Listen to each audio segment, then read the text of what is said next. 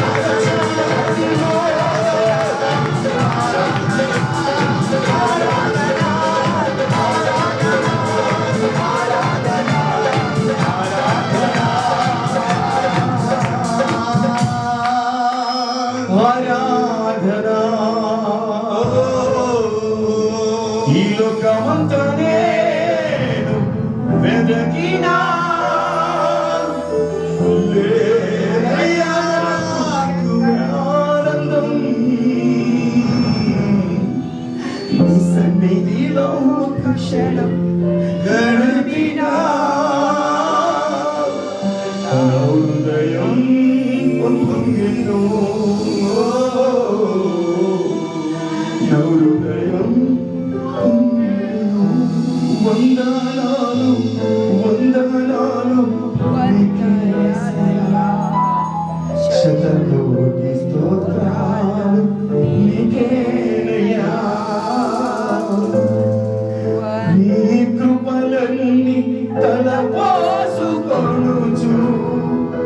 నీ పాదాలు చేరానయ్యా. నీకు కృతజ్ఞతలు చెల్లింపబడిలో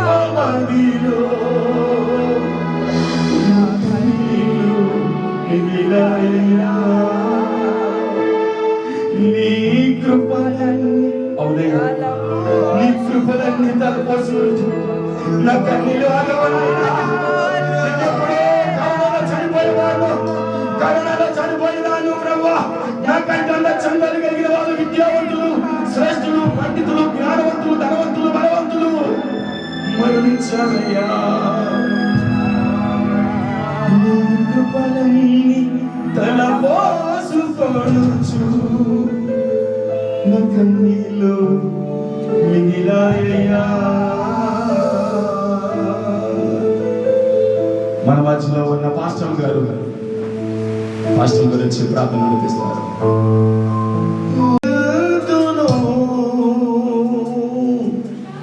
నా యేసునగా దైవమా